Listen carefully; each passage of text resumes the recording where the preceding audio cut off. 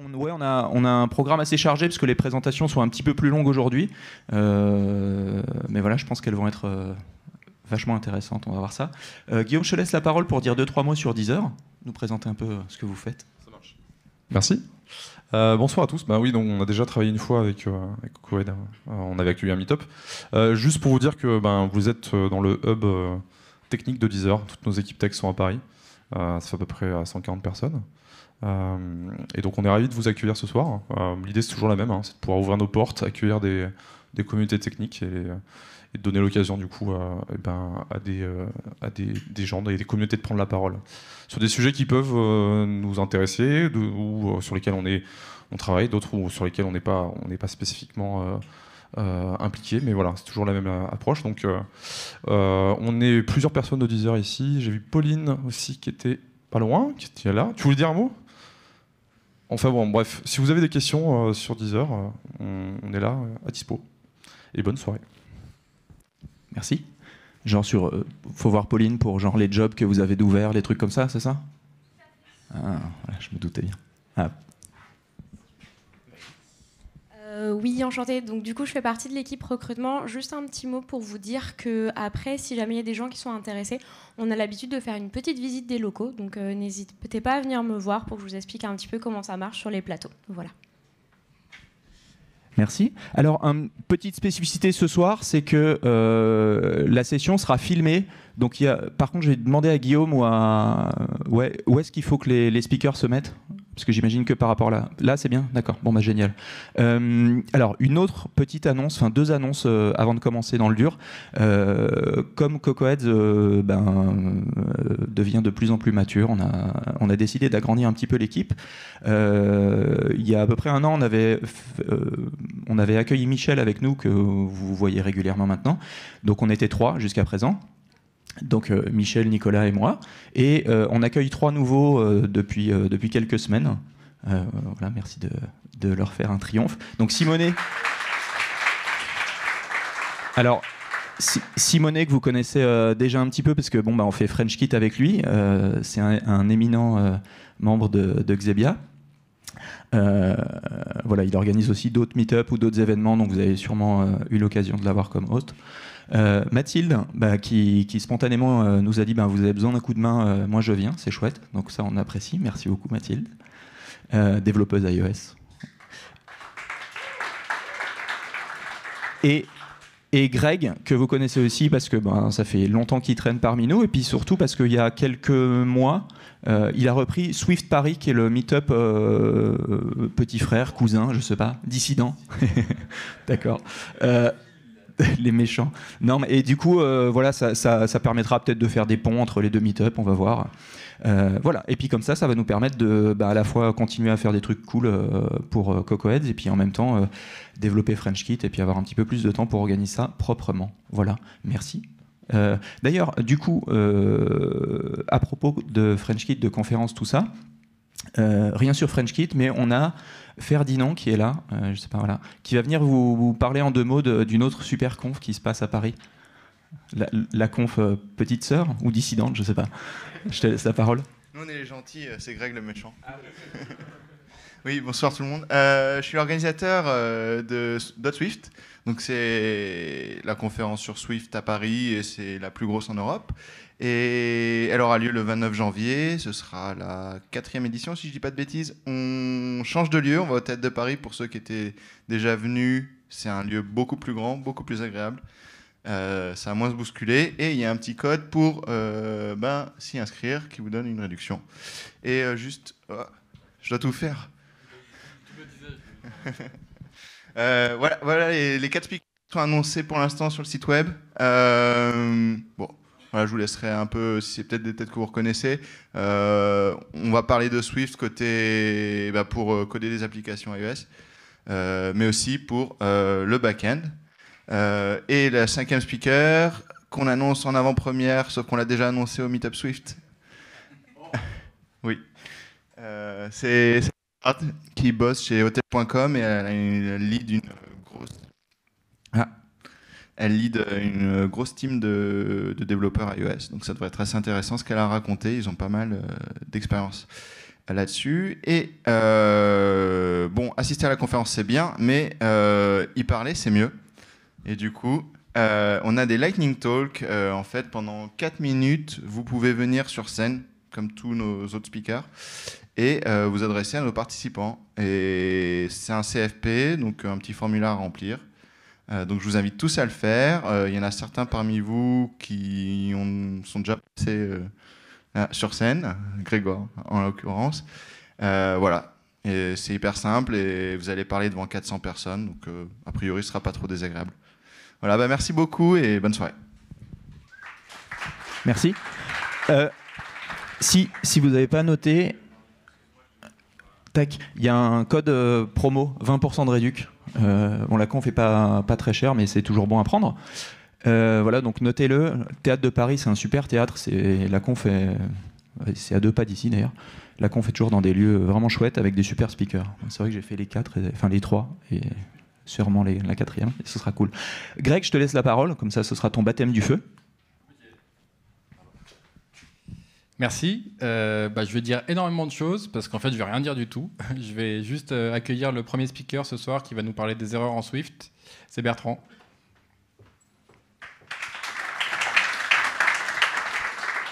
Merci. Bonsoir.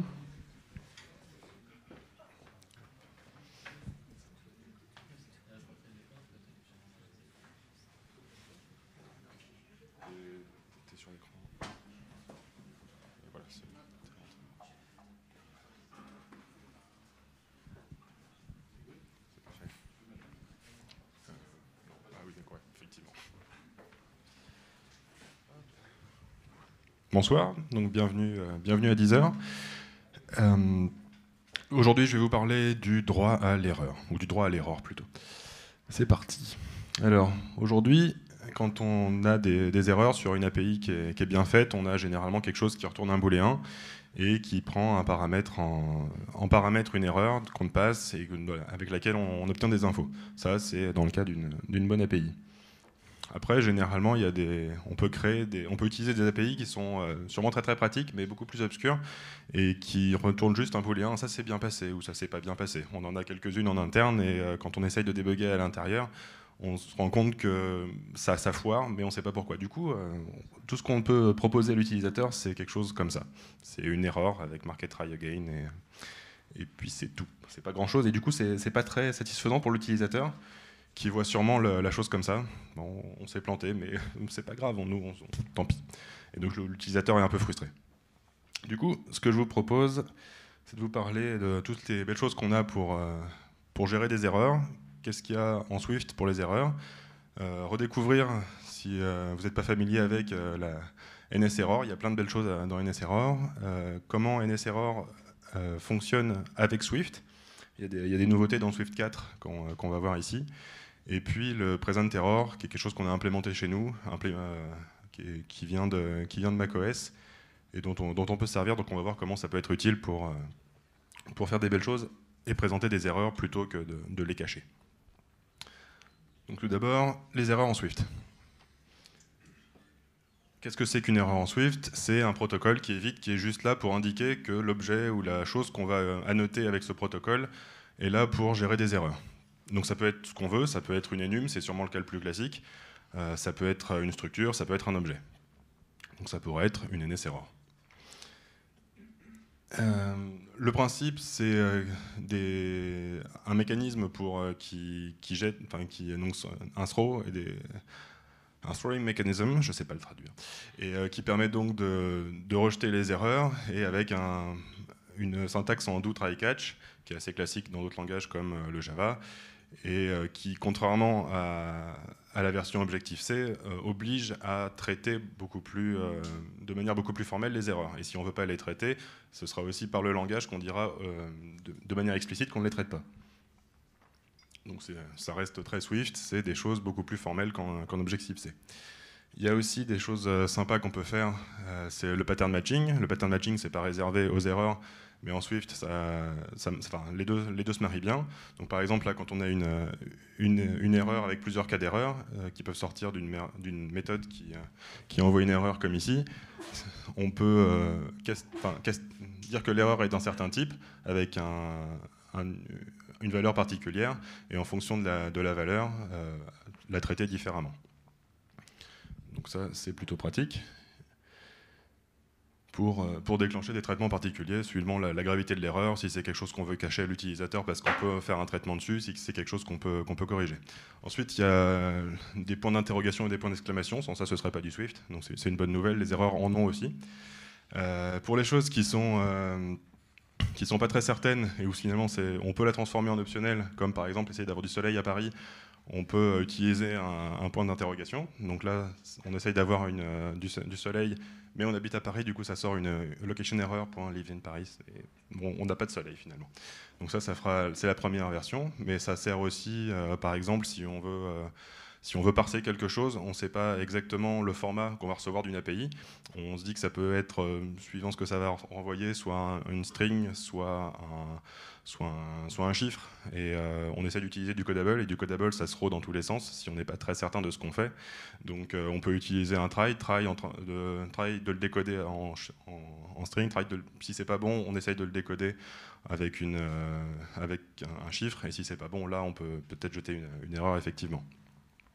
Après, si c'est quelque chose qui est vraiment très, très certain, où on sait ce qui va se passer, par exemple, savoir où est Brian, là, on peut utiliser un point d'exclamation, on sait exactement le résultat, on sait qu'il n'y aura pas d'erreur.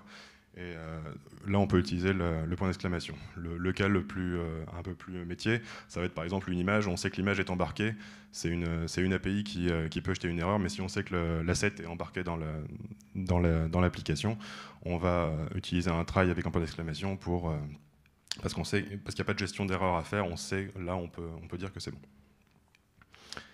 Et puis il y a le défaire, donc c'est quelque chose qu'on va vouloir faire dans tous les cas, qu'il y ait une erreur ou pas. Donc par exemple là, je vous raconte ce qui s'est passé ces derniers jours. J'ai essayé de préparer le talk, et puis j'ai essayé d'avancer régulièrement, de mettre des choses, de bien travailler, et puis j'ai procrastiné. Donc voilà, ça a foiré. Mais dans tous les cas, à la fin, il a fallu que je remplisse les slides. Donc c'est le principe du défaire, on dit qu'à la fin, on sait qu'il va falloir remplir les slides. Et dans tous les cas, qu'on avance régulièrement ou pas, dans tous les cas, on aura les slides qui seront remplis à la fin. Donc c'est ça le principe du défaire. Ça marche très bien pour les erreurs, c'est très pratique, mais contrairement par exemple à un finally en Java, on peut s'en servir aussi dans d'autres cas, c'est qu'est-ce qui sera exécuté à la fin du scope dans lequel le bloc est défini. Donc ça, c'est tout pour l'aperçu des erreurs en Swift. Maintenant, on revient aux bonnes vieilles NS errors. Qu'est-ce que c'est qu'une NS error? C'est principalement de l'identification d'où vient l'erreur, avec un domaine et un code, et puis des informations qui seront localisées et qui donneront du contexte à celui qui les consomme. Quelle forme ça prend? Donc le domaine, ça va être quelque chose qui est généralement un nom de domaine inversé, ça peut prendre cette forme-là, c'est celle qui est encouragée par Apple. Donc typiquement, chez nous, on a des erreurs en com.deezer, c'est le nom du bundle de l'app. Et puis le sous-domaine dans lequel on est, par exemple, en ce moment, on est en train de refaire l'authentification, on aura un com.deezer.authentication, et ce sera toutes les erreurs qui peuvent se produire quand on fait une authentique. Et puis après, il peut y avoir des choses plus précises. Un code d'erreur, généralement, c'est défini par une NSEnum. Et puis, donc ça donne des choses plus spécifiques. Par exemple, si on essaie de se loguer, mais on a mis un mot de passe trop court ou trop long, là, on pourra définir les différents cas d'erreur. Donc il y a plein de choses qui sont en place pour bien traiter les erreurs. Et on peut aussi obtenir de l'information. Donc il y a les informations qui sont localisées, et ce qui est important quand vous créez des erreurs, les informations localisées qui donc permettent de directement afficher quelque chose à l'utilisateur. Et donc c'est important de bien construire des erreurs pour pouvoir avoir des API ou des services où on a directement les erreurs qui sont disponibles pour les afficher. Et c'est ce que font les frameworks Apple. Par exemple, si on a une erreur de réseau, ça va remonter une erreur qui est bien construite avec une description, avec comment se sortir de l'erreur, quelles sont les possibilités pour s'en sortir. Et ça, on peut directement le mettre dans un alert view controller et le présenter.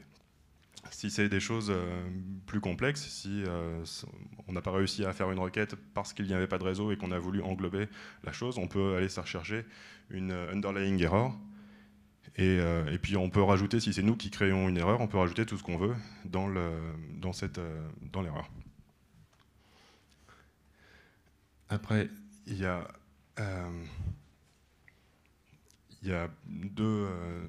deux aspects aux informations qui sont dans les erreurs. Il y a les propriétés, donc c'est la manière la plus directe et la manière recommandée pour accéder aux informations qui sont données par l'erreur.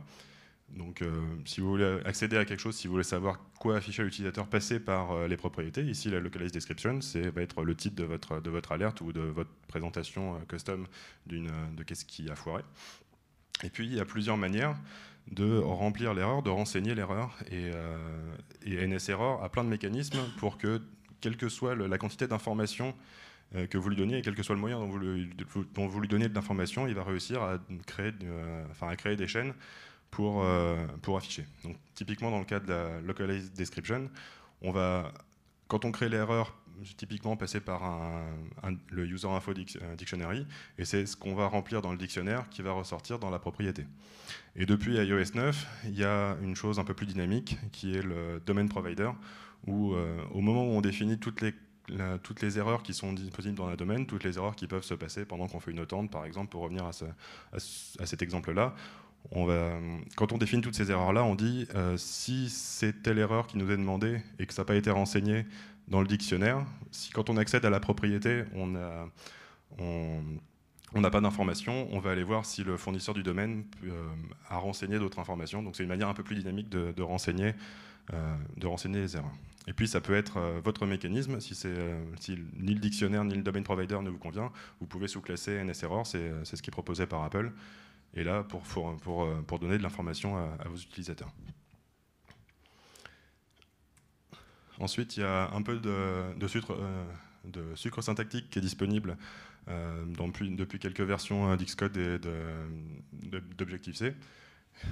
C'est le NSError domain, depuis peu le NSError enum, et puis le NSError user info key. À quoi ça sert? Ça sert juste à y voir plus clair quand vous définissez vos erreurs. Là, vous avez pas mal de strings, une enum, et finalement, quand on est juste en train de parcourir sur Xcode, on voit pas tout. Tout ce qu'on voit, c'est qu'il y a 3 strings, on ne sait pas qu'est-ce qui correspond à quoi et comment se repérer dans le fichier. Donc c'est juste un peu de décoration, en partie, pour y voir plus clair. Donc le NSError domain est juste là, c'est un type def sur string. Le error user info key, c'est comment définir toutes les clés que vous voulez rajouter, soit dans le dictionnaire à la création, soit dans l'info provider du domaine. Et puis ça permet comme ça, si vous avez d'autres strings à définir, de savoir que c'est des choses qui n'ont pas forcément directement à voir avec les erreurs, comme la dernière. Donc c'est juste pour y voir plus clair, et c'est quand même assez pratique. Et le NSError enum, ça permet de faire plein de belles choses, dont de la compatibilité avec Swift, qu'on va voir juste après. Et ça permet typiquement d'associer des codes d'erreur à un domaine. Donc là, on définit le domaine, et puis juste en dessous, on associe les différents codes au domaine qu'on vient de définir. Donc ça fait quelque chose de très propre et qui va être vachement plus simple pour s'y retrouver après, que ce soit dans du code Objective-C ou dans du code Swift. On va voir tout de suite à quoi ça sert de passer par NSError enum quand on utilise du code Swift. Donc déjà à la création, on passe. Donc ça c'est quand on a défini notre erreur avec une enum, on passe avec quelque chose qui parle d'un code et qui a une valeur en particulier, et on va devoir choper la row-value. Et là c'est le cas où on veut rajouter des informations pour enrichir notre erreur. Donc là l'exemple que j'ai pris, c'est on essaye de se connecter avec Facebook ou de créer un compte avec Facebook. Typiquement, le compte de Facebook ne donne pas assez d'informations. On s'est bien protégé. On a donné que notre nom et notre mail. C'est tout ce qu'on a rendu public. Nous, pour créer un compte sur Deezer, typiquement, on va avoir besoin d'un peu plus de choses que ça, comme le genre et comme l'âge. Donc, ce qu'on va proposer quand on fait ça, c'est de récupérer ces informations-là, de pré-remplir notre champ de création de compte, et de fournir un parcours un peu plus adapté. Donc on récupère l'erreur, on la transforme. Et donc là, ce que fait notre service de création de compte Facebook, c'est dire ça n'a pas marché, mais voilà, je te fournis une erreur qui est bien référencée et qui a déjà les premières informations avec lesquelles tu peux travailler. Donc c'est ce genre de choses qu'on peut transmettre dans les NSError. Et alors là, si on utilise NSError enum, Déjà, là, le code est un peu plus court, mais c'est surtout à l'utilisation dans Swift que ça va être assez flagrant et que le pattern matching va mieux marcher. Donc si on est avec du NS error enum, on doit prendre une erreur donc, qui est ici, vérifier que c'est dire que c'est une NS error, ce qui marche à tous les coups, et dire que c'est le bon domaine et dire que c'est le bon code. Ça se fait, mais c'est finalement assez lourd. Et donc depuis, avec la nouvelle macro, tout ce qu'on peut dire, c'est que l'erreur est directement d'un type qui est généré par la macro, et le code est le bon. Donc, et ça reprend le fait, vu que c'est associé au domaine, il n'y a plus besoin de checker le domaine, le code est directement le bon, et ça simplifie largement la gestion des erreurs. Donc il y a tout ce qu'il faut, tout est là à disposition pour traiter vos erreurs, voir les différents cas d'échec et voir comment s'adapter à ces différents cas-là pour soit afficher la bonne information, soit afficher un bon parcours et que l'utilisateur s'en sorte. La bonne nouvelle avec NS Error Enum, c'est que ce n'est pas forcément que des choses qui sont synchrones. Là, typiquement, j'essaye de faire une authentification Facebook, c'est plutôt quelque chose qui va être asynchrone. Donc, dans un cas réel, ce sera plutôt quelque chose comme ça. Et le pattern matching marche pour un do, try, catch. Mais ça marche aussi sur un switch case. Donc, de la même manière qu'on faisait un catch avec différents cas, exactement la même syntaxe marche ici, où on va avoir, dans le cas où c'est une erreur de ce type-là, et avec le bon code, on peut prendre une action. Donc ça marche dans les deux cas, donc il n'y a pas de raison de s'en priver. Donc ça, c'est tout pour qu'est-ce qu'on peut faire et comment ça cohabite les NS Error et le Swift. Maintenant, je vais vous présenter un truc qui a été développé en interne, et c'est une catégorie sur NS Responder pour présenter des erreurs. Ça vient de macOS. Alors là, je fais que expliquer comment ça marche. C'est mon chef qui avait fait du macOS avant et qui nous a ramené ça. Je me suis dit pourquoi ça vient. Donc j'ai cherché et j'ai découvert qu'en fait sur macOS, il y a la responder chain n'est pas là que pour faire de l'affichage de UI, mais aussi pour gérer les erreurs. C'est directement implémenté dedans. Et donc ce que ça fait, c'est que ça passe d'élément en élément les erreurs. Et quand on dit que ça va présenter une erreur, on voit à quel moment, on donne à chacune des classes l'opportunité de customiser l'erreur. Donc ça va être l'occasion de dire, ok, là c'est une erreur peut-être un peu trop rude pour l'utilisateur. Une URL, ça va peut-être pas lui parler. On va dire que finalement c'est juste un chargement de playlist, par exemple, qui s'est mal passé. Donc ce serait l'occasion de customiser la chose. Chez nous, on a simplifié un peu le principe et on a gardé que deux choses. C'est d'ajouter une catégorie sur donc, UI Responder qui, dans iOS, ne gère pas les erreurs, et d'avoir quelque chose pour la présentation d'erreurs et quelque chose pour faire disparaître une erreur le cas échéant. Comment ça marche ? Sur UI Responder, on fait l'implémentation de base, c'est juste de passer au responder suivant, et de la même manière pour la présentation et le dismiss. Et puis quand on est en boot chain, à savoir l'application, on va voir juste après à quoi ressemble une responder chain. Quand on est en boot chain, on a deux façons de gérer l'erreur différentes. Si on est en prod, on va envoyer ça vers Crashlytics pour loguer les choses et pas polluer l'utilisateur avec des erreurs qui ne seront pas forcément bien traitées. Et puis si on est en debug, on veut directement savoir ce qui a foiré. Et donc là, on crée un alert controller avec directement la localized description qui est toute prête à être affichée comme on le voyait tout de suite à l'instant, et le message de comment essayer le recovery suggestion, comment s'en sortir de cette erreur-là, et puis on l'affiche dans un alert controller classique. Donc comment ça marche ? C'est à quoi ça ressemble une responder chain. Là j'ai pris un exemple tout bête avec un grand view controller qui tient un petit view controller, un child, et qui a un bouton qui est juste là pour imprimer la responder chain. Et donc on va avoir le bouton, le responder suivant ce sera la vue qui l'englobe, donc la vue bleue. Le responder suivant ce sera le view controller qui le tient. Et de la même manière, après on passe à la vue qui contient le view controller fils, la vue en général, le view controller en général, puis la window, puis l'application, puis l'app delegate qui, s'il est un UI responder, passe dans la chaîne. Qu'est-ce que ça permet de faire? Ça permet de faire ce genre de choses. Si par exemple on reçoit une erreur dans le view controller bleu, si par exemple c'était un login Facebook, tout ce qu'on a au niveau de l'interface qu'on propose nous, c'est juste un bouton sur lequel on va taper et ça va déclencher tout le parcours fourni par les SDK Facebook. Donc qu'est-ce qu'on aura en erreur? Enfin, l'erreur, du coup, on va la récupérer à ce niveau-là. Et par exemple, ce qu'on peut faire, c'est d'abord faire juste une animation custom sur le bouton, par exemple le faire vibrer ou dire il y a quelque chose qui s'est mal passé, enfin le signifier juste à ce moment-là, et puis passer l'erreur le long de la responder chain pour voir si les autres veulent présenter l'erreur d'une autre manière. Et typiquement, ce qu'on va faire, c'est le passer au contrôleur d'authentification en général, qui lui va faire une présentation classique, par exemple avec une alerte ou quelque chose de customisé. Donc on peut passer, faire des choses très spécifiques sur une petite partie de la vue, et puis quelque chose de plus général sur le view controller par an. Et de l'autre côté, le pendant, c'est le dismiss error. Typiquement, si on est sur notre... je pense que ça a été mis en place dans l'application pour, par exemple, des formulaires, où on va avoir des choses assez complexes et des erreurs qui peuvent se rapprocher de différents champs. Et là, typiquement, j'ai mal rentré mon mail et j'ai mis un mot de passe trop court. Donc là, on a des informations qui vont typiquement au bon endroit.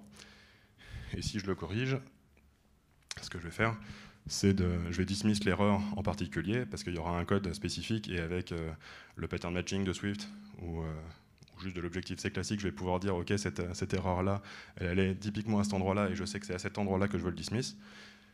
Et donc je vais pouvoir targeter le bon endroit dans ma UI pour gérer ma disparition d'erreur. Donc voilà, c'est ce qu'on peut faire en jouant avec la responder chain et les erreurs. Ouais. Que l'adresse mail n'était pas correcte, on a derrière le view controller, on a un service qui check que c'est un bon format, que ça tient, que la moulinette de la regexp va savoir que c'est une bonne adresse mail. Et ouais. Je sais plus ce que j'ai fait. Tac. Mais là en fait j'avais juste rempli, j'avais pas mis le .com et puis j'étais passé trop vite au champ d'après. Donc on a un service qui va générer des erreurs et qui va vérifier la conformité des champs, et puis on va pouvoir l'afficher. Après on corrige, mais ça disparaît. Donc voilà les choses qu'on peut faire en jouant avec la responder chain et les NS errors, et les erreurs en général. C'est tout pour moi, merci de votre attention.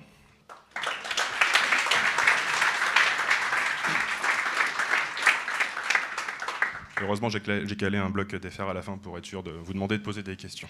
Bien vu. J'ai plus rien à faire en fait. Donc, merci Bertrand. Des questions? Ouais. Ouais, ça a l'air quand même vachement dépendant de l'Objective-C. Donc la question est double.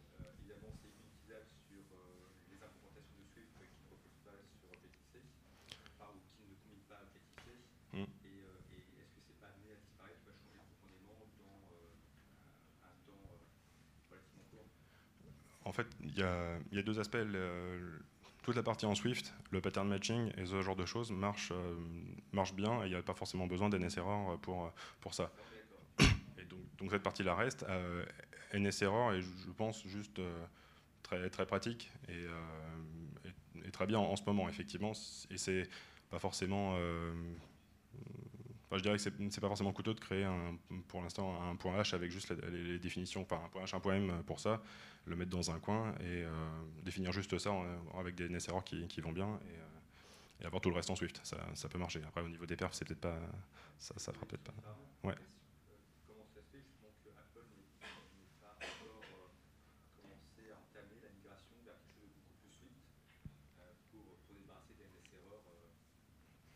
Je pense qu'il y a encore on peut créer ces structures. Enfin, il y a rien qui est proposé pour avoir directement l'information comme il y a dans les localized decryption et ce genre de choses là. Ça, je sais pas pourquoi ça y est pas, mais on a la flexibilité qu'on veut pour créer, par exemple, avec des structures, rajouter les descriptions qui vont bien et profiter du pattern matching et s'en servir comme ça. On a les moyens de le faire, mais ça reste à notre charge. Par contre, le NS error enum, par exemple, c'est quelque chose qui est arrivé avec SwiftCat, Xcode 9, ce genre de choses. Et donc, pour le coup, au niveau de Swift, ils investissent pour qu'il y ait de la compatibilité, puisque ce sera sûrement encore là quelques temps et qu'il y a encore beaucoup de choses en Cocoa, beaucoup de frameworks qui sont là, qui existent et qui génèrent de la NSRR dans tous les sens. Donc c'est bien, c'est pratique de pouvoir s'en servir. Une autre question. Oui, je me doutais que ça allait bien de ce côté. Une seule, une question, une parole. Rapide. C'est cool.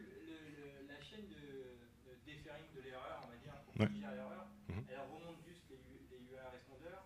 Elle ne va pas parcourir les URL répondeurs, par exemple, du contrôleur. Parce que là, par exemple, dans le cas où tu as mal tapé ton mail, mettons que ce soit un service local qui le check ou un service distant qui va récupérer une erreur. Tu passes pas cette erreur à tous les répondeurs de la vue pour dire est-ce qu'elle t'intéresse et auquel cas affiche quelque chose. Tu remontes juste la chaîne. Je remonte la chaîne des next responders. C'était c'était ce que je faisais. Je sais plus. Juste après, je crois. Voilà, je fais juste de passer. Ouais. Donc là, dans le next responder, on est d'accord, tu vas remonter, tu vas pas prendre des siblings, quoi. Non, il n'y a pas les siblings. Mais on... Pourquoi, dans cette logique-là, pourquoi tu la passerais pas à tous les respondeurs du contrôleur pour afficher ce truc-là? Je sais pas pourquoi. Enfin, pour dire, là, je trouve que. Un UI text ou n'importe quoi que tu sais tu lui passes l'erreur genre email invalide, lui, vu qu'il sait que c'est le text field de l'email, il est capable de réagir différemment pour dire pour afficher lui-même l'erreur en fait. Ouais, à moi. C'était ça que vous aviez fait quand tu mettais le petit label en dessous. Là, en fait, oui, voilà, c'est en fait, il se trouve que la responder chain inclut toutes les vues, mais par contre, l'utilisation, enfin, à vrai dire, je l'ai plutôt découvert que ça marchait comme ça pendant la presse. En fait, l'utilisation qu'on en fait surtout, c'est de passer de view controller en view controller et que le métier soit géré là et que lui connaisse ses vues et sache sur quelle vue dispatcher et comment la faire réagir. D'autres questions? Une dernière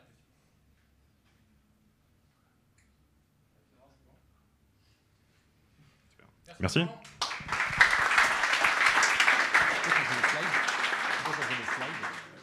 Je voulais changer les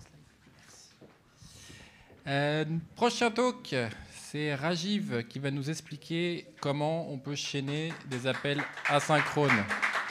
Manifestement, il a sa team avec lui. Merci. Allô. Donc, je suis Rajiv et je travaille chez Abil. Je suis consultant et je suis en mission chez France Télévisions. Je ne sais pas si j'ai le droit de dire. Donc moi je vais vous parler de comment chaîner les requêtes asynchrones, donc notamment contacter des web services. Donc on a un schéma.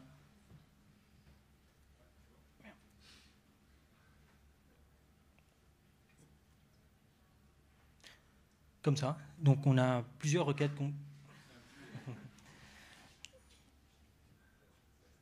qui vont s'enchaîner. Imaginons il y a un utilisateur qui doit regarder une vidéo. On doit faire plusieurs validations avant de permettre à l'utilisateur de regarder sa vidéo. Donc ça, c'est le schéma qui décrit le problème. Notre requête pourrait ressembler à ça. Donc là, je ne veux plus parler de l'exemple de la vidéo. Mais on a une requête qui fetch un customer. On utilise un identifiant, donc une chaîne de caractères, et ça va compléter avec un result sur un customer. Donc le result type, c'est comme un optionnel, c'est un enum. Il y a deux cas, success et failure. Donc si la requête elle aboutit, on a un success qui wrap un customer. Dans le cas où ça a échoué, on a un failure qui va contenir une erreur. Donc on va commencer par ajouter un alias pour la complétion. Donc, va ressembler à ça, un request completion qui est générique sur T. Donc, pour nous, T, c'est un result sur customer. Et l'utilisation, voilà, va ressembler à ça. Fetch customer using ID. Et la complétion, on récupère un result sur un customer. On switch avec du pattern matching. Dans le cas d'un succès, on wrap le customer, on l'utilise. S'il y a une erreur, on gère l'erreur, on l'affiche ou on le log. Là, c'est tout simple, sauf que notre problème, il est comme ça. On a plusieurs requêtes qui doivent s'enchaîner. Et donc, le code va plutôt ressembler à ça. On fetch un customer. À la complétion, on switch. S'il y a un succès, on continue. On met à jour la carte de crédit.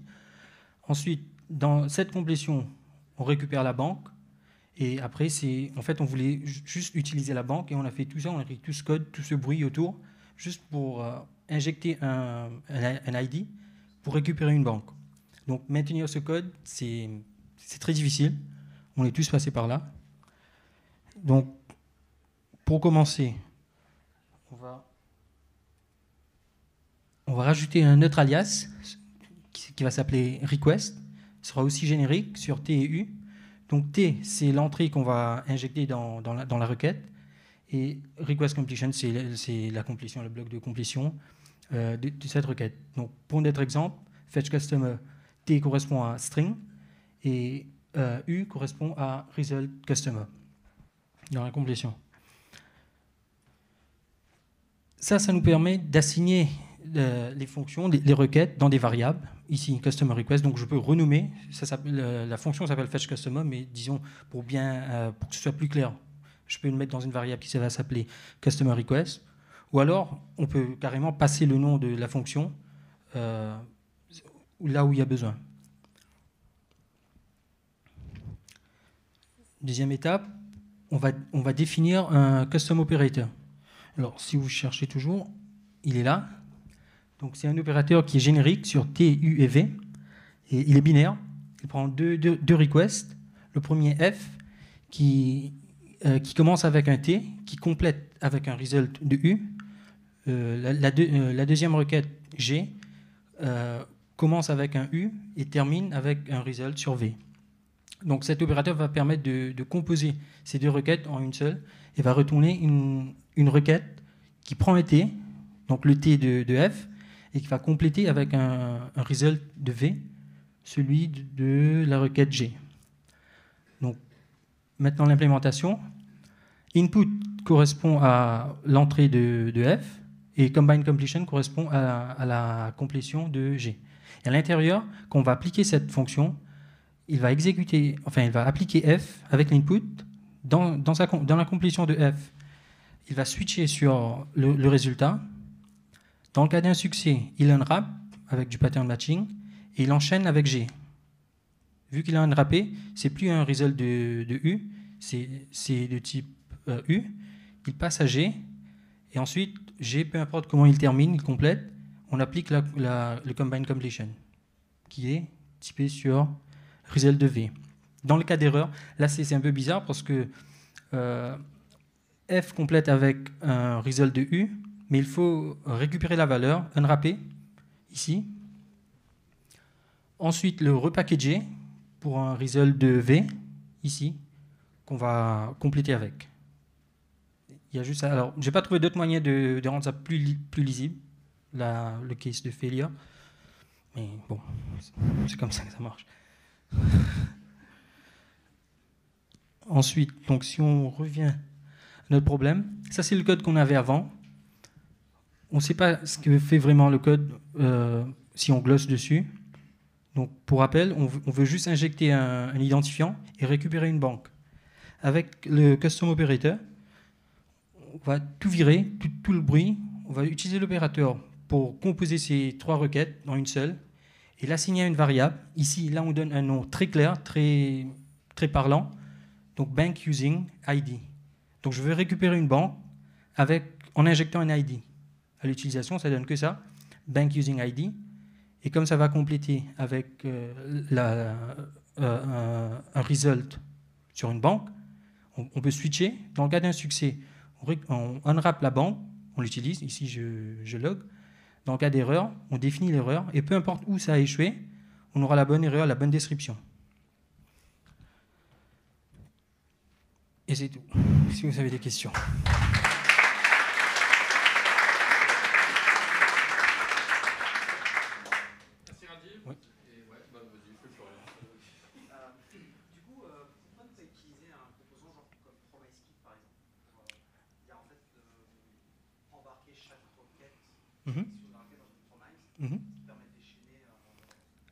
J'aime pas trop utiliser les pods. J'ai jamais utilisé, j'utilise jamais, enfin rarement. Le seul que j'ai utilisé, c'est Merci. C'est Google Maps, parce que je ne peux pas créer Google Maps moi-même, malheureusement. J'ai eu beaucoup de mésaventures avec les pods. SwiftJSON, j'avais utilisé. Swift a changé de version. Moi, j'ai promis à mon client que je vais livrer quelque chose dans 2 semaines. Et je lui ai dit, il y aura la dernière version de Swift et tout ça. SwiftJSON ne marche plus. Du coup, j'ai dû réimplémenter un protocole pour passer du JSON moi-même. Et depuis, j'utilise, mais vraiment quand c'est vraiment imposé par un client, les pods.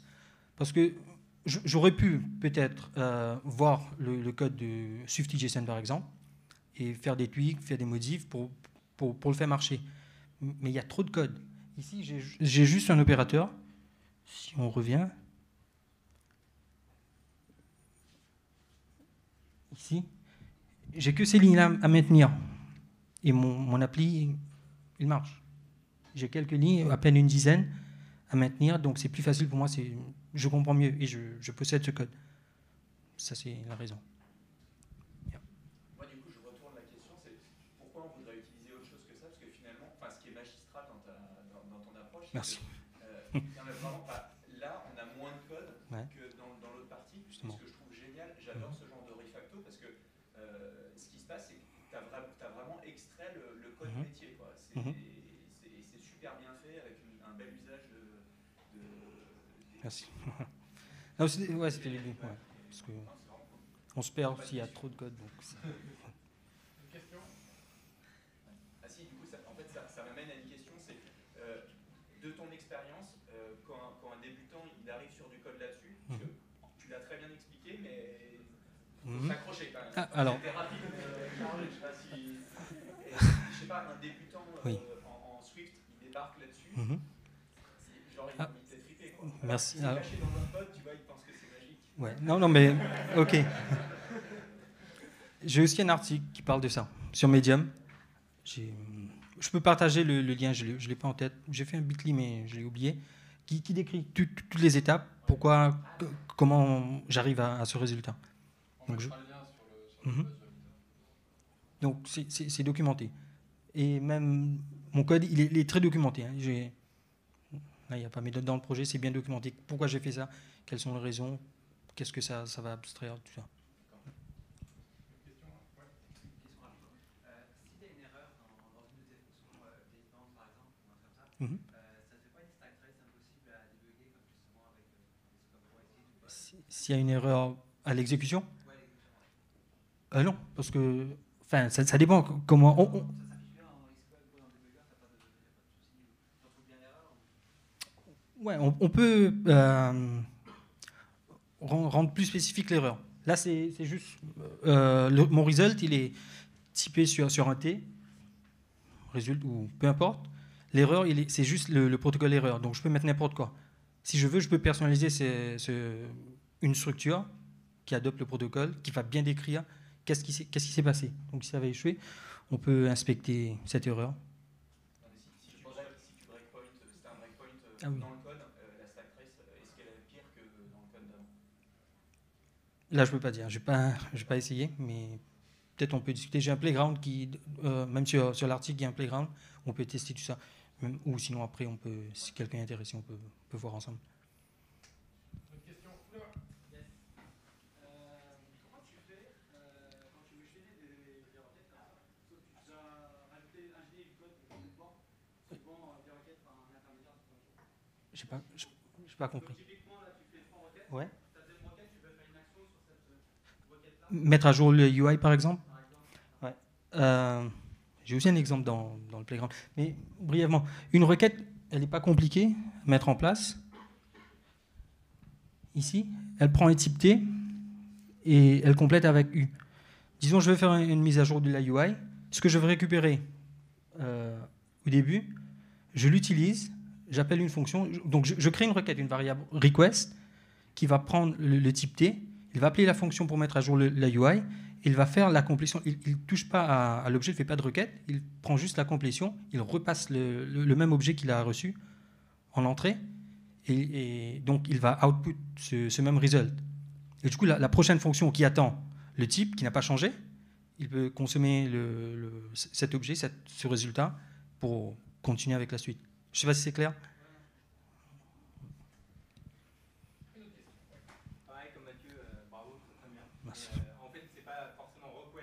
n'importe quoi. N'importe quoi, tout ce qui est asynchrone.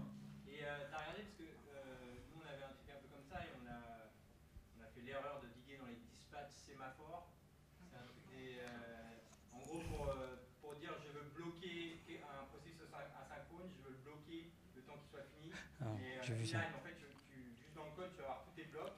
Et à chaque fois, tu entres dans un dispatch group par exemple et tu bloques le thread tant que c'est pas fini, le async quoi. En fait, tu continues, tu bloques, tu continues. Je sais pas si J'ai fait quelque chose comme ça avec NS Operation, où il y a des dépendances.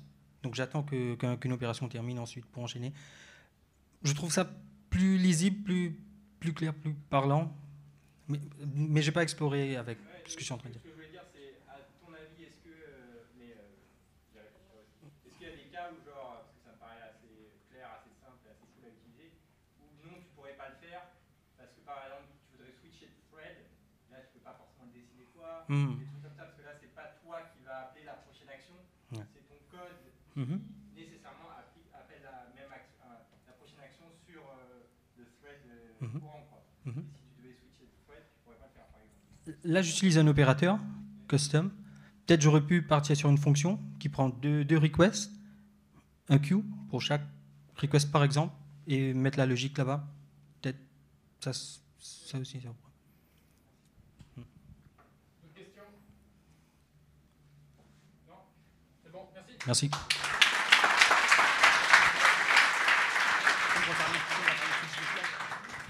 Il y avait une jolie transition entre ces deux talks sur la propagation des erreurs. Il y a des gens qui font du RX aussi pour ça.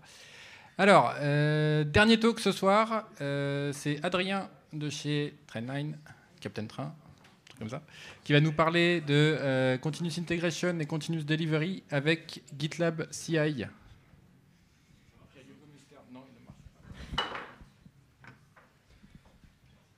Bonjour. Donc l'idée c'est de faire un petit retour d'expérience sur les évolutions qu'on a eues chez Trendline au niveau du projet et comment on a géré ça au niveau de la CI. Et donc c'est principalement montrer comment on utilise GitLab CI pour faire tout ça. Et c'est plutôt chouette. Pour commencer, un petit disclaimer, on n'utilise pas du tout Fastlane. Et ça marche. Donc c'est une surprise pour personne. Captain Train a été racheté il y a 1 an et demi par Trendline.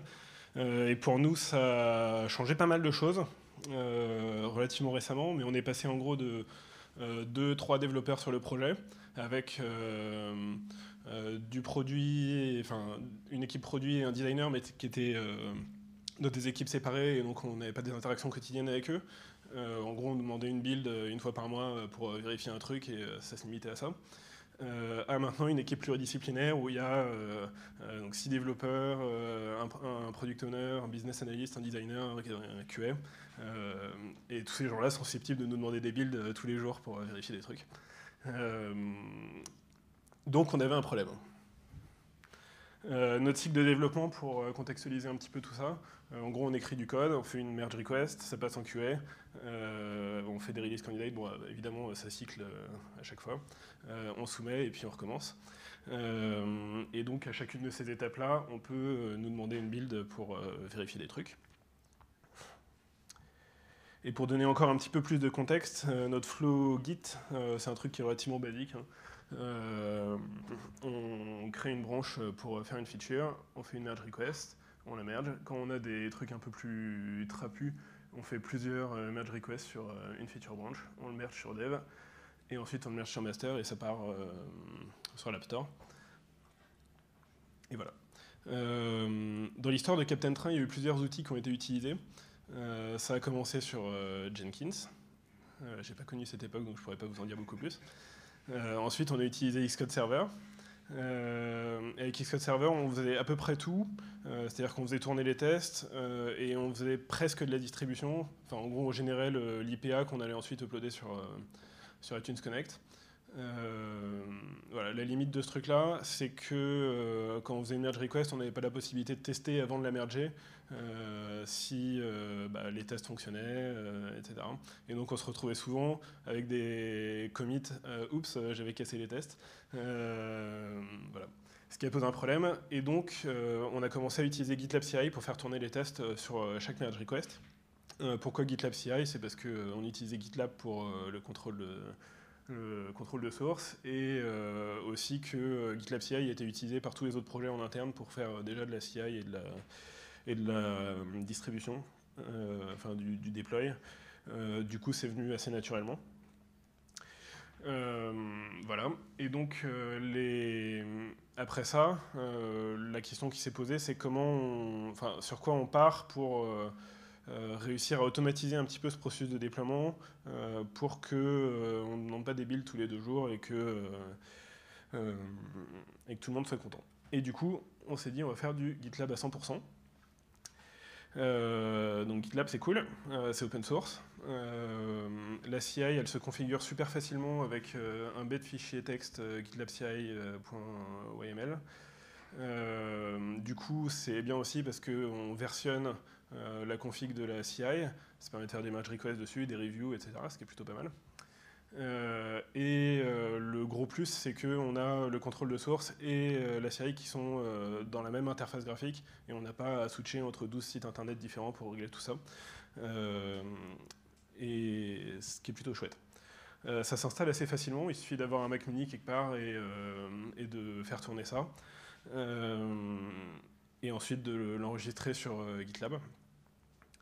Sachant qu'on a la possibilité aussi d'avoir plusieurs machines sur le même GitLab, donc on peut avoir 5 Mac mini qui ont chacun le runner installé dessus, et avec ça faire, mettons, il y a Xcode 9 qui vient d'arriver, on a envie de faire des tests, d'avoir une branche pour commencer à avancer le travail dès la bêta. On peut très bien avoir un des Mac mini qui tourne sous Xcode 9 et tous les autres qui tournent sur Xcode 8, et avec un système de tags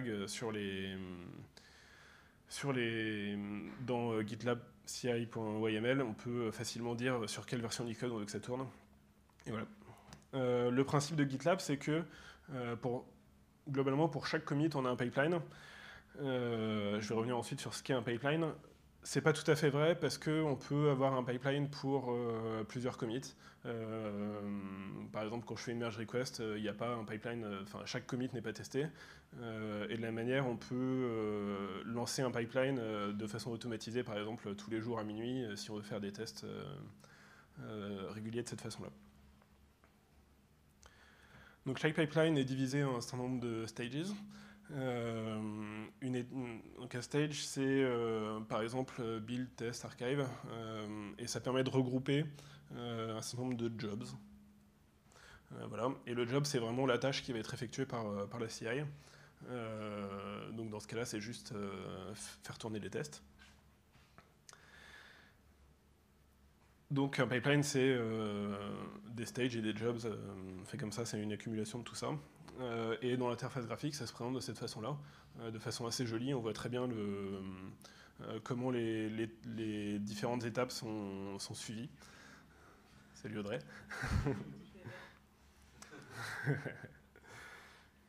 Voilà. Alors comment on utilise ça chez nous? Alors déjà, il y a des choses qu'on fait sur toutes les merge requests, donc plus précisément sur tous les commits qui sont poussés sur GitLab. On fait l'analyse statique, on fait tourner les tests unitaires, et on a un linter qui vérifie que tout est bien formaté. Comment ça se traduit dans le GitLab CI.yml? Donc on a 2 stages, build et test. Donc build, ça consiste principalement à faire l'analyse statique, et donc ça se run avec cette ligne de terminal, voilà. Et on dit qu'on le fait pour toutes les branches. Mais donc, quand on dit qu'on le fait pour toutes les branches, ça veut dire qu'on ne le fait pas pour les tags, on ne le fait pas pour tout un tas de choses comme ça. Ensuite, donc c'est les tests. Donc vous voyez, on spécifie ici sur stage à quel stage ça correspond. Ça permet ensuite que ce soit fait proprement.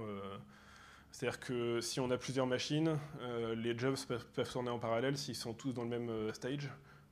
Par contre, il faut attendre que tous les jobs dans le même stage soient finis pour passer au stage suivant. Voilà. Et ensuite le linter de la même façon. Et on a la possibilité de dire, ok, ce test-là, enfin ce job-là, s'il fail, c'est pas très grave, ça va pas mettre en péril l'application. Et donc, je peux autoriser à failer, ça va pas faire failer le pipeline. Et donc, j'aurai le droit de merger ma merge request derrière, ce qui n'est pas le cas quand les tests foirent, par exemple. Donc voilà, ici, par exemple, on a un joli exemple de test qui foire à cause de XK9. Et donc, voilà, là, ici, c'est assez clair que c'est les tests unitaires qui foirent et donc que je peux pas merger. Voilà, donc ça c'était la partie intégration continue, et maintenant on va voir comment on distribue tout ça. Alors pour donner un tout petit peu de contexte, nous on a deux app ID, on utilise deux app ID pour l'application Trendline. On utilise un app ID pour la production et un autre app ID pour le debug. Ça nous permet, parce qu'on est tous des utilisateurs de notre application, ça nous permet du coup d'avoir tout le temps l'application de prod qui fonctionne sur nos téléphones et en même temps d'avoir une application qui permet de faire n'importe quoi. Et aussi dans l'application de debug, on peut facilement changer l'environnement pour passer de l'un à l'autre des environnements de staging qu'on a, ce qui est plutôt pratique. Et du coup, ce qu'on a décidé de faire au niveau de la distribution automatisée, c'est de faire que tous les commits sur master on package et on distribue l'application de prod, celle-là, et tous les commits qui sont mergés dans dev, on distribue sur TestLite l'application debug. Donc comment ça se traduit dans notre GitLab CI.yml, on ajoute 3 stages. On peut faire tout ça dans un seul, mais ça permet de bien découper les choses et de voir quand il y a un problème à quel endroit ça s'est fait exactement sans avoir à les fouiller dans les logs. Voilà. Et donc pour donner un exemple de ce que ça fait, c'est là qu'on n'utilise pas Fastlane. On dit donc c'est le stage archive.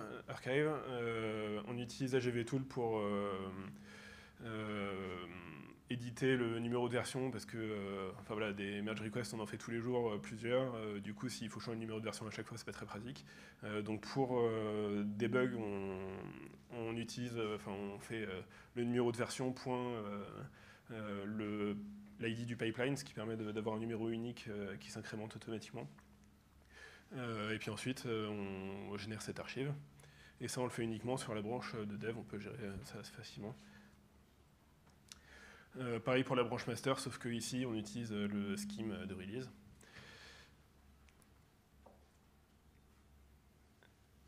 Ensuite, on package tout ça avec toujours Xcode build qui permet de faire les choses proprement.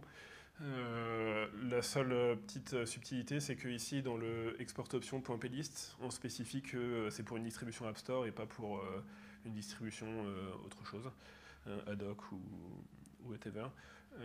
Et ici, on peut mutualiser ce job pour la distribution de prod et la distribution de debug. C'est le même job qui tourne. Et ensuite, on déploie ça sur iTunes Connect avec un super outil qui est intégré dans Xcode qui permet d'uploader en ligne de commande. Voilà, ça se traduit par un pipeline qui est tout joli comme ça quand ça marche. Et plein de binaires qui sont uploadés sur TestLite. Et des gens qui peuvent télécharger facilement l'application de debug dans TestLite. Et tout le monde est content. Et voilà.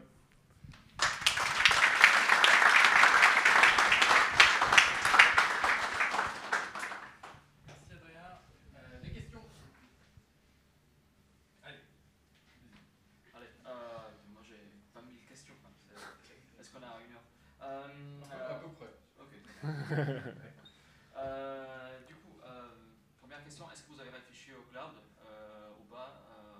Est-ce que vous avez fait une analyse de points de force et faiblesse des solutions, genre Bitrise, Badly-Build? Ouais, alors il y a un truc un peu culturel chez nous, c'est qu'on aime bien faire les trucs en bare metal, tout ça. C'est pas que, enfin c'est pas Nicolas. Hein. Et deuxième question. D'ailleurs, on était en panne ce matin. Sincèrement, tu peux le dire dans combien de temps vous passez pour maintenir votre CI en vrai? Parce que il peut y avoir plein de soucis, certification. certificat qui a pété pour des raisons inconnues. Il y a le simulator qui s'est bloqué. Xcode, il faut le mettre à jour à la main. Il y a 9.0, 9.1, 9.1. Je dirais qu'on passe une poignée d'heures par mois sur ça, en moyenne. Après, bon, quand il faut bumper un truc, quand il faut bumper Xcode par exemple, tu passes un peu plus de temps. Mais sinon, je lance le VNC sur le Mac Mini une fois par mois, je pense. Okay. Et la faille, c'est fini. L'erreur la plus commune que vous avez Le quoi? Les problèmes les plus communs que vous avez, les plus fréquents, pardon, que vous avez sur votre CI. Genre quand tu connectes un VNC une fois sur deux, c'est pour quoi? En général, c'est pour quitter le simulateur.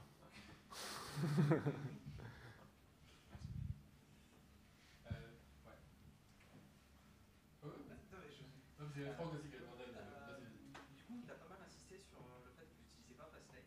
Ça ressemble un peu à une religion. Derrière, est-ce que c'est juste on a envie, comme disait, faire l'outil vous-même, ou derrière il y a une réelle raison? Il y a plusieurs choses. Il y a une volonté de faire les choses nous-mêmes, et en fait c'est pas compliqué. Donc, pour l'utilisation qu'on a de tout ça, ça marche, quoi. Pareil, on génère les screenshots aussi avec un script qu'on a fait nous-mêmes. Par contre, dans ce cas-là, en fait, on a essayé d'utiliser Fastlane à un moment, et juste ça marchait pas parce que la façon qu'on a de gérer les certificats rentrait pas dans le moule de Fastlane. J'ai pas très, quand on sait le bordel que c'est les certificats, en fait, j'ai pas très envie de donner les clés de tout ça à Fastlane, même si apparemment quand on l'utilise ça marche et il n'y a pas trop de problèmes. Mais voilà, on n'est pas à l'abri de ça, et du coup gérer les choses soi-même, des fois c'est un peu galère, mais globalement on sait quand il y a des problèmes d'où ça vient, quoi. Pour compléter, en fait, là, on a pu voir dans le fichier de conf, je sais pas, une vingtaine de lignes de code dans le config.yml. Ouais. Quel est le pourcentage qu'on a vu, en fait? Le code nécessaire à faire votre CI? 30%. Mais en fait, j'ai surtout retiré les conneries avec le keychain et tout ça. Ouais. Une question au fond? Oui, alors en fait, c'était ma question parce que moi j'utilise Fastlane juste pour les screenshots et les métadatas genre texte de mise à jour parce que j'ai plusieurs langues et j'ai pas envie de repasser sur toutes les fiches. Comment vous faites? Est-ce que vous avez un outil pour ça, une méthode avec Fastlane, avec GitLab par exemple? Alors on n'utilise pas GitLab pour ça, mais on a un script qu'on fait tourner et qui génère les screenshots et qu'on va sur l'App Store.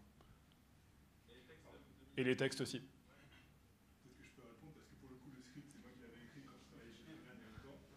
Et quand je dis il y a longtemps c'est quand Fastlane ne faisait pas ça. Donc aujourd'hui j'écris pas ce script. Et du coup vous faites comment dans les mises à jour, dans les upgrades des API à Tunes Connect? Ça marche. Enfin, il n'y a pas de... En gros, il y a un outil en ligne de commande qui est fourni par Apple et qui permet de le faire. C'est quoi? C'est ITMS Transporter. ITMS Transporter, ouais, voilà. Et juste, c'est maintenu par Apple et on n'a jamais eu de problème avec ça. Dans ton script d'upload, j'ai pu passer une commande à iTool. C'est un wrapper sur le transporteur ou c'est... iTool?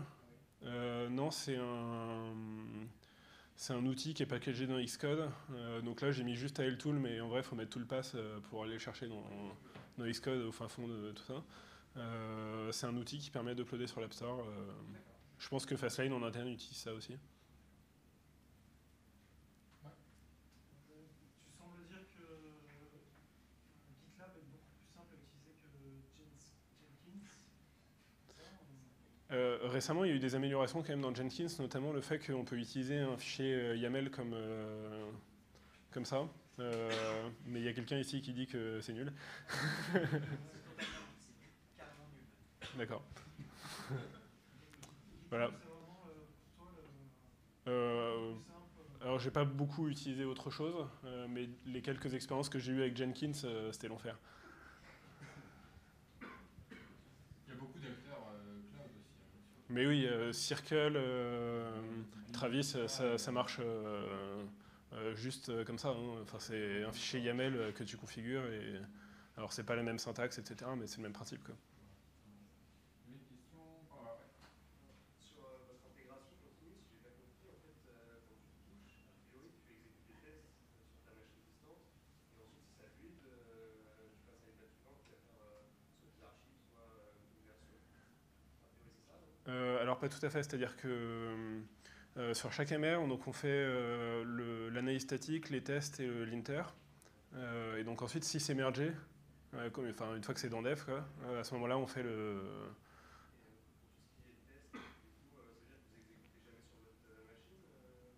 Ah bah si. Ouais. Bah on n'est pas obligé de le... Si tu le fais pas sur ta machine, de toute façon tu te rendras compte que ça marche pas. Ouais.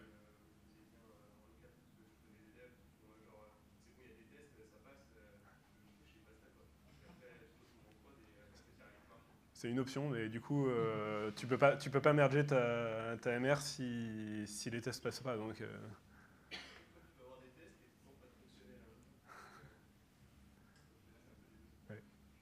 le seul truc qu'on fait pas tourner, c'est les tests UI, parce qu'ils sont pas assez stables et que du coup ça ferait foirer tout le temps.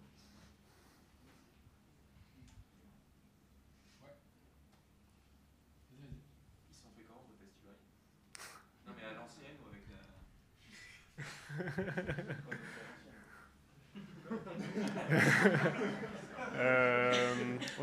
On utilise un framework interne qui a été développé par Nicolas il y a un moment déjà, qui s'appelle CTT, comme Captain Train Test, et qui ressemble pas mal à Kif. Ouais.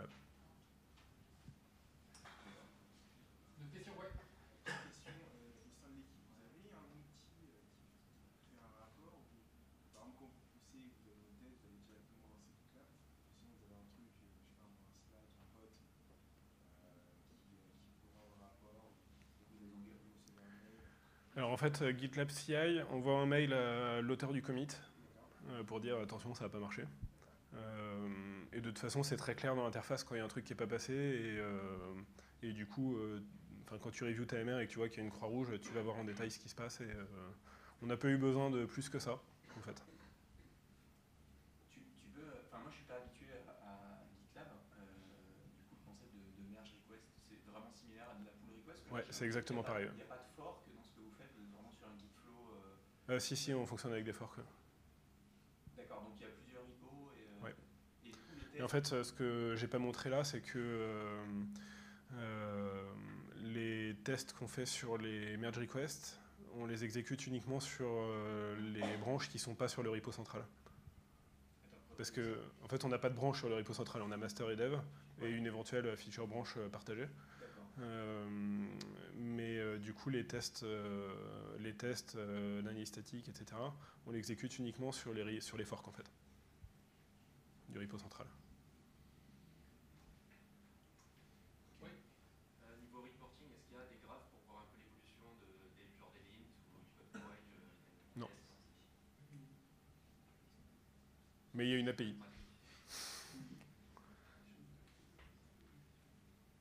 Ouais, ce serait pratique, ouais, ce serait pas mal. Mais GitLab évolue très très vite, donc ça se trouve, demain, ils vont sortir un truc où il y aura des graphes. C'est bon? Merci.